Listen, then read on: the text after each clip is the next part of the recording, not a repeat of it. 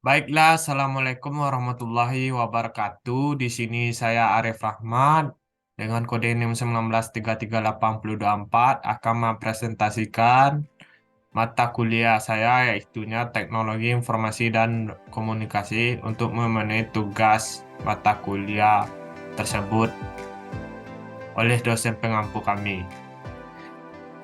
Di sini yang kita bahas pertama yaitu internet dan website. Pada awal topik yang kita bahas mulai dari koneksi internet yaitu mulai dari narrowband, broadband, access provider. Yang kedua bagaimana cara kerja internet, yang ketiga website dan seterusnya yaitu multimedia, webcasting, blog dan e-commerce. Yang pertama yaitu kita akan membahas internet dan web. Internet dimulai pada tahun 1969 yang diprakarsai oleh sebuah perusahaan yang bernama ARPANET. Internet dulunya berbentuk teks. Pada tahun 1990, multimedia menjadi tersedia pada internet tersebut.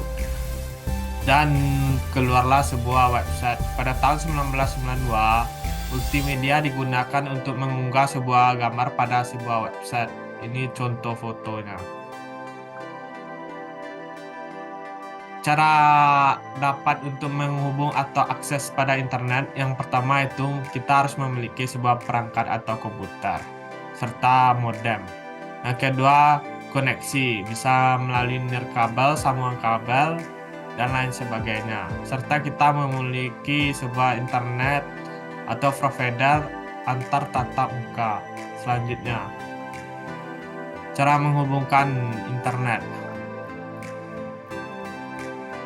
Internet tersebut untuk providernya atau penghubungnya biasanya berbentuk sebuah pita atau sebuah saluran atau pipa yang berbentuk bandwidth, yang dimana bagaimana data tersebut bisa dikirim melalui sebuah komunikasi antar saluran yang diberikan dalam bentuk jumlah dari sebuah waktu.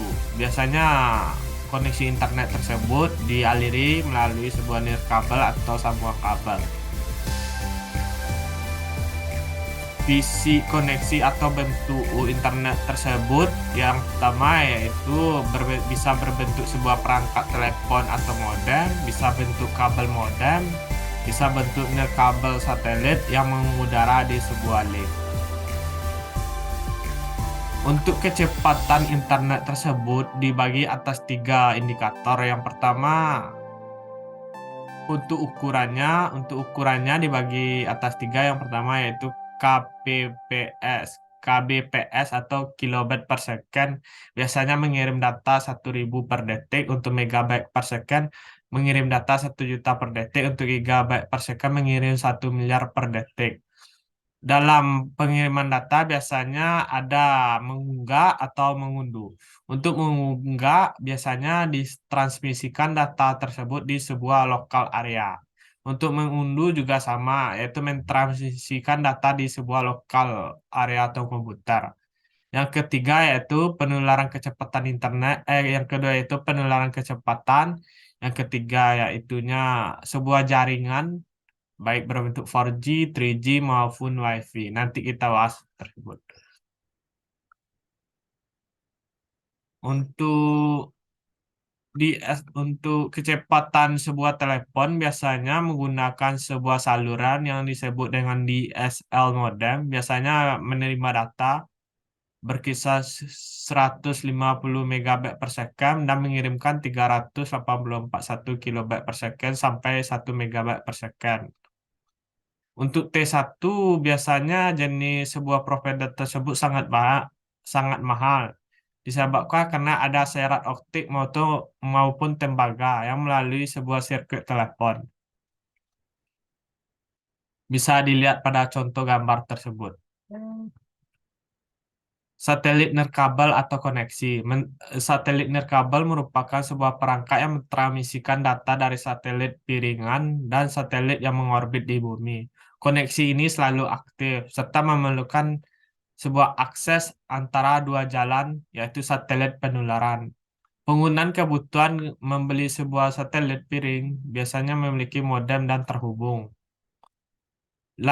Jaringan nirkabel lainnya yang bisa diakses yaitu Wi-Fi, 3G maupun 4G. Wi-Fi berdiri sendiri merupakan sebuah nirkabel atau sebuah perangkat yang memiliki standar IEEE. Biasanya data yang bisa dikirimkan bisa di atas 54 megabyte per second dan bisa mengakses titik panas. Bisa melalui sebuah perangkat HP maupun WiFi. Untuk generasi ketiga yaitu kita menggunakan 3G, menggunakan sebuah telepon seluler yang menangani sebuah sistem surel. Yang keempat yaitu generasi keempatnya biasanya lebih luas lalu lintasan aksesnya. Keduanya baik 3G maupun 4G biasanya digunakan pada sebuah smartphone.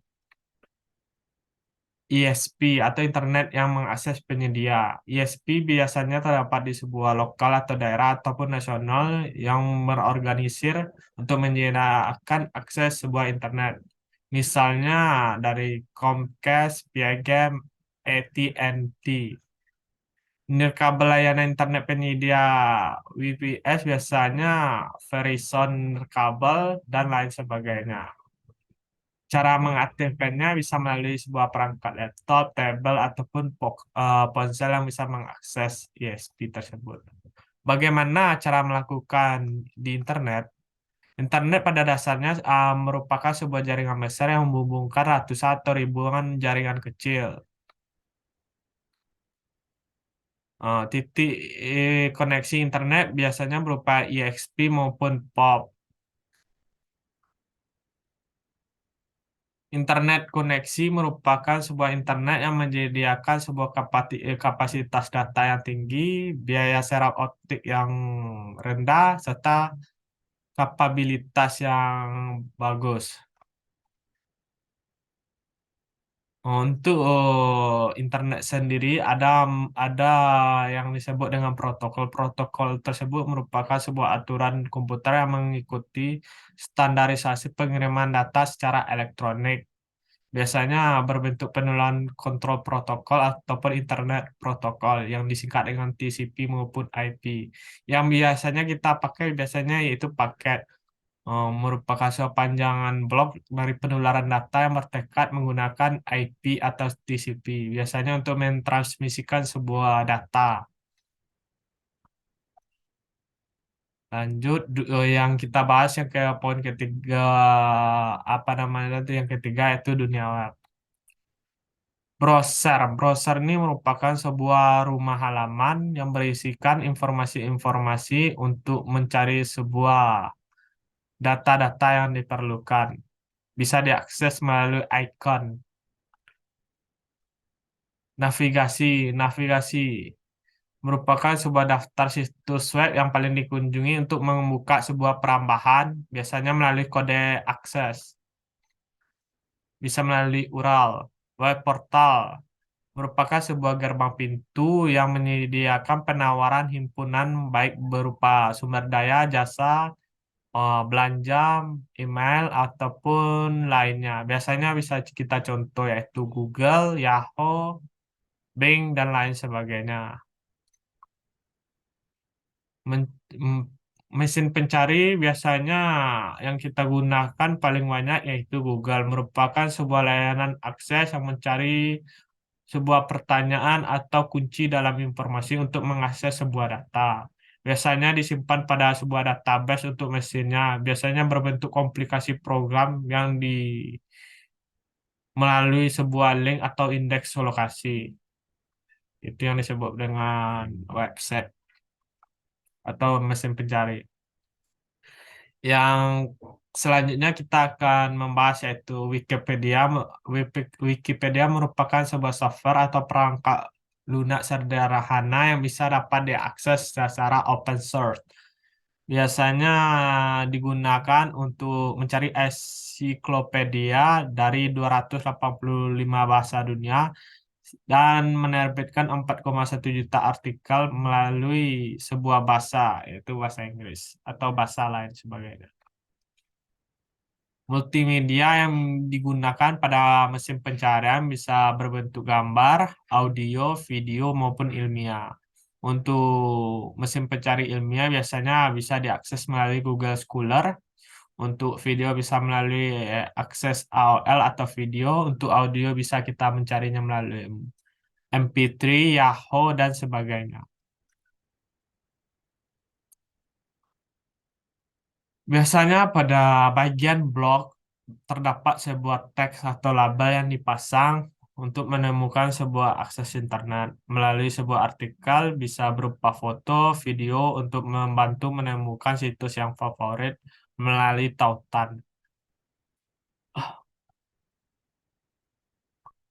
Email, pesan instan, dan cara berkomunikasi. Email. Email ini merupakan sebuah surat yang berfungsi untuk mengirim sebuah transfer protokol melalui sebuah service yang memiliki EISP.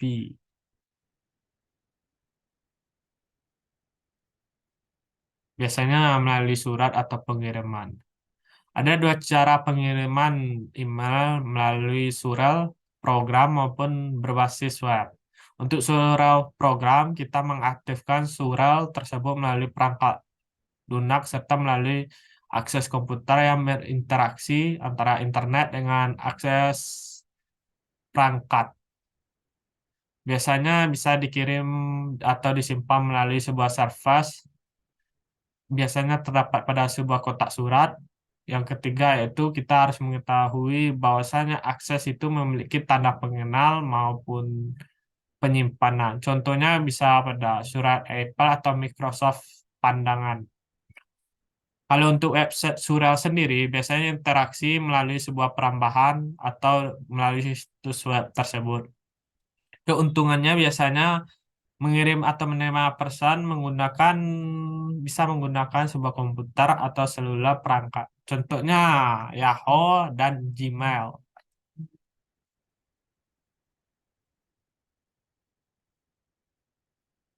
Tips untuk menggunakan surel yang pertama gunakan fitur buku alamat pada toko surel alamat biasa diakses melalui perangkat komputer. Lalu menggunakan folder untuk mengatur surat. Hati-hati dengan lampiran dan bisa dikirim melalui Netiquette. Mungkin itu untuk yang surel. Selanjutnya, mengajukan transfer protokol. Merupakan sebuah perangkat lunak standar yang mentransfer atau mentransmisikan sebuah file secara besar melalui sebuah perangkat komputer serta melalui sistem pengoperasian. Biasanya FTP ini menawarkan banyak file secara gratis. Biasanya bisa untuk publik atau hak milik sendiri. Kamu bisa dapat menggunakannya melalui jenis perambahan melalui sebuah Smart FT atau FileZilla yang biasanya digunakan. Hmm, Selanjutnya kita akan membahas tentang multimedia, teleponi, webcasting, blog, e-commerce, dan social networking. Internet telepon menggunakan suara internet melalui panggilan void. Jarak jauh yang digunakan biasanya murah dan gratis. Gunakanlah sebuah PC, bisa terdapat sebuah kartu, mikrofon, internet koneksi, modem maupun ASP dan telepon. Melalui perangkat lunak disebut Skype dan lain sebagainya. Itu cara mengaksesnya. Untuk web, bisa lihat di pada ini untuk cara mengaksesnya sendiri. Selanjutnya, blog. Blog sendiri bisa diperbarui secara otomatis melalui sebuah jaringan, biasanya dikonsumsi secara publik, biasanya untuk penulisan, pengamatan, atau pengunduhan gambar maupun melalui link situs web. Ini perkembangan web, ada web point one, web point two, dan sebagainya. Selanjutnya kita akan membahas tool dan produktivitas serta kreativitas. Baiklah, di sini saya akan melanjutkan tentang materi pada chapter 2 yaitu sistem operasi serta sistem perangkat lunak. Di sini pada bagian pertama kita akan membahas apa itu sistem operasi, apa itu perangkat lunak, serta kita akan membahas tentang device yang digunakan, baik dalam program bentuk Microsoft Word, database software, dan sebagainya. Sistem perangkat lunak. Sistem perangkat lunak merupakan sebuah aplikasi perangkat lunak yang digunakan untuk menyelesaikan sebuah masalah, baik dalam penggunaan proses kerja maupun proses pada sebuah tugas, serta menyediakan konten hiburan. Sistem perangkat lunak paling dasar tingkatannya memungkinkan untuk berinteraksi dengan komputer serta membantu komputer mengolah sistem internalnya melalui sumber daya serta mengolah sistem perangkat keras tersebut. Sistem pengoperasian. Pada sistem pengoperasian pada sebuah komputer biasanya dijalankan dengan menggunakan OS. OS ini terdiri beberapa bagian. Yang pertama yaitu Central Processing Unit sebagai pengelolaannya, mengajukan pengelolaan, tugas pengelolaan, serta manajemen. Proses dalam membuat sebuah iOS dari sebuah komputer harus melakukan booting terlebih dahulu. Pada melakukan booting terlebih dahulu, maka yang diperlukan yaitu diagnostik rutinitas uji utama penyimpanan pada sebuah CPU serta perangkat keras lainnya, serta dasar inputan dari sebuah BIOS dari sebuah program yang disalin pada program utama pada penyimpanan tersebut. Pada proses booting, program tersebut memperoleh OS dari sebuah beban dari penyimpanan komputer. Di sini bisa kita lihat pada slide berikutnya bagian-bagian komputer. Yang pertama untuk perangkat kerasnya yaitu monitor, keyboard, serta CPU. CPU tersebut terdiri atas berbagai komponen untuk memulai proses booting pada komputer. Yang pertama kita harus menghidupkan tombol on dan off. Di pada tekanan tombol on dan off, maka penyimpanan akan berjalan. Biasanya penyimpanan digunakan pada hard disk maupun SSD. Yang kedua, proses pengalian data akan dialihkan pada CPU. CPU ini merupakan Central Processing Unit yang berfungsi untuk mengelola data serta mengirimkan analisis data kepada bagian-bagian komponen yang penting seperti RAM BIOS serta bagian penyimpanan random access memory untuk mengakses seluruh komponen komputer pada proses booting untuk menjalankan sebuah program. CPU. CPU ini merupakan Central Processing Unit yang bertugas untuk melakukan pengolahan satuan data serta mengolah perangkat lunak dari bagian memori, baik berupa bagian komponen komputer yaitu motherboard, random access memory, yaitu CPU yang menjalankan. Penyimpanan pengelolaan. Pada penyimpanan pengelolaan, bagian CPU terbagi atas tiga. Yang pertama yaitu antrian, buffer, serta menggulung.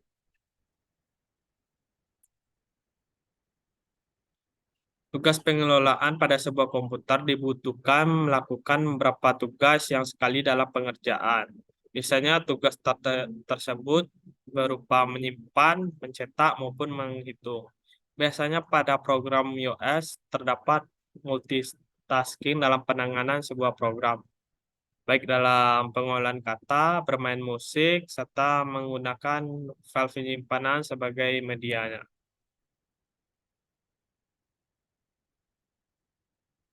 Selanjutnya yang kita bahas di sini yaitu sistem perangkat lunak lainnya. Perangkat pengemudi khusus untuk program perangkat lunak untuk mengizinkan sebuah perangkat baik masukkan maupun keluaran, maka dipakailah sisa-sisa dari sebuah data bilangan biner pada komputer tersebut. Kapan bisa komputer tersebut digunakan?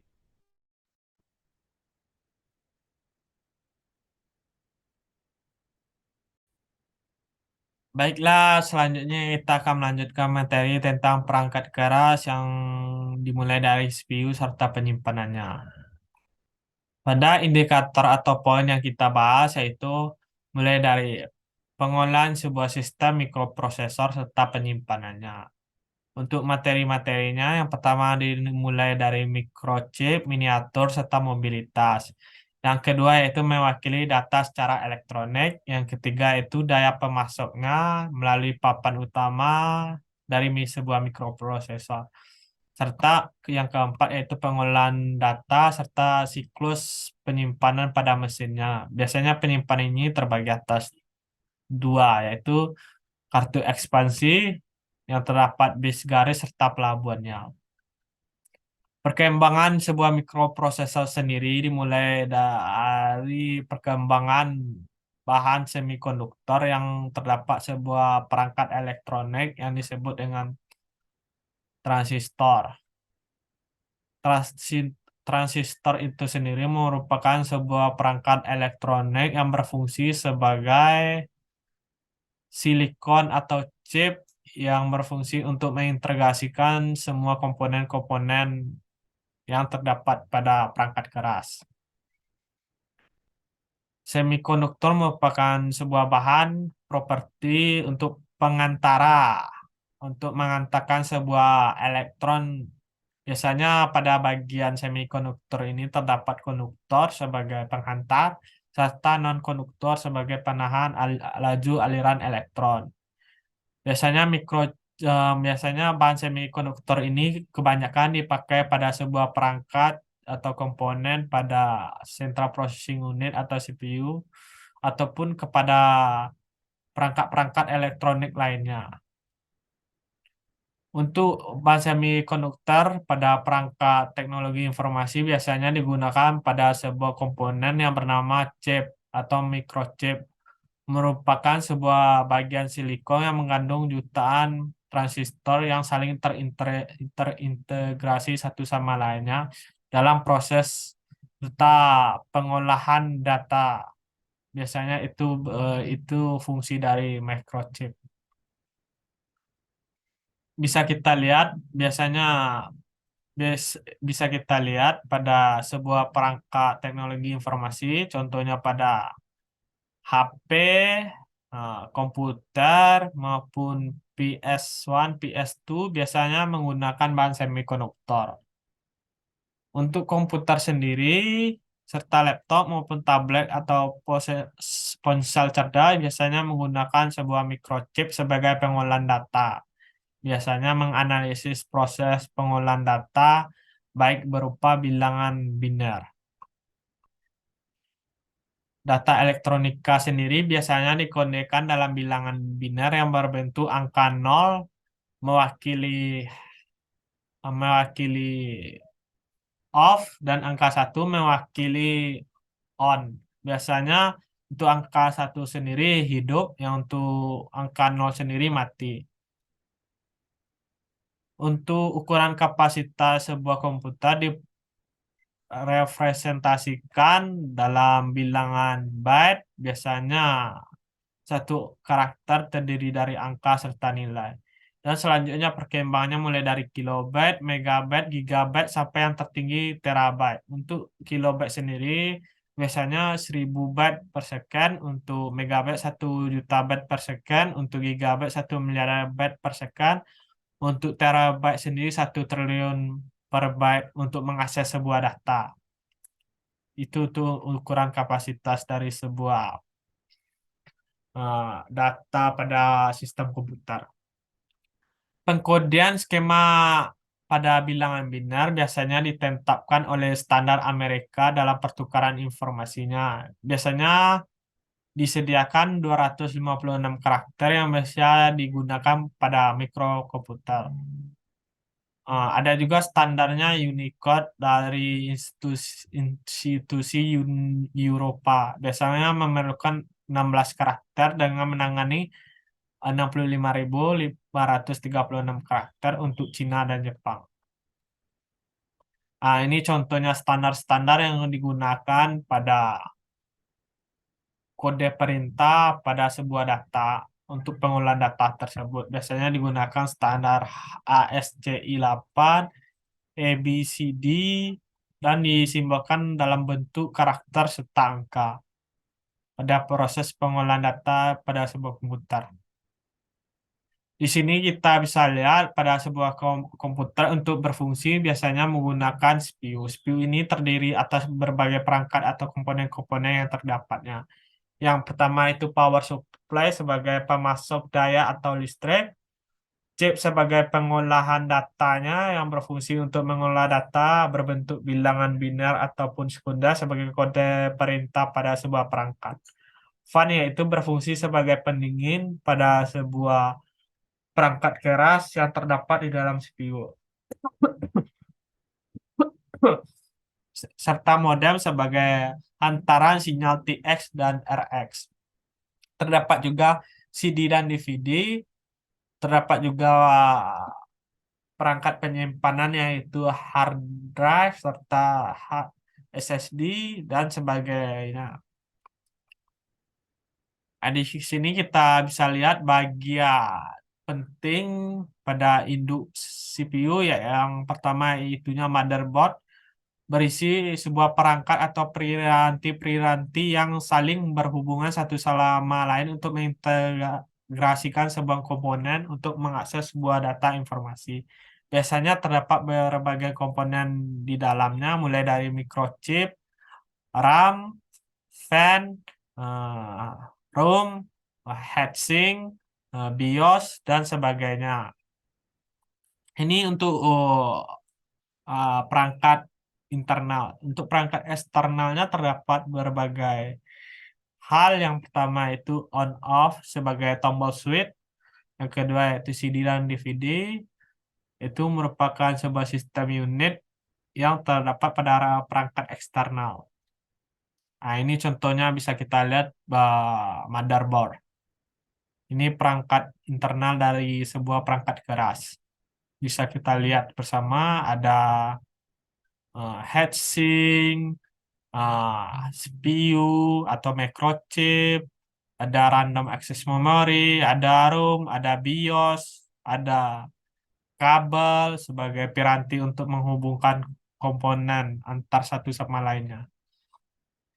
Biasanya mikroprosesor tersendiri terbagi atas dua produk, mulai dari Intel dan AMD. Untuk AMD sendiri biasanya multicore prosesor tersebut terdapat inti chip sebuah silikon untuk mengakses sebuah data. Semakin banyak core-nya, maka semakin berfungsi baik sebuah CPU tersebut. Unit utama siklus mesin yaitu CPU. CPU ini sudah kita jelaskan sebagai pengolahan satuan data atau oktak dari sebuah komputer.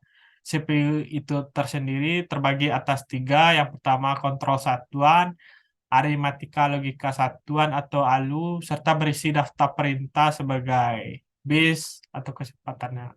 Nah, ini contohnya pada sebuah perangkat keras yang ada chipnya biasanya terdapat pada RAM. Bus ini sebagai sebuah jalan yang terhubung untuk mengakses sebuah data.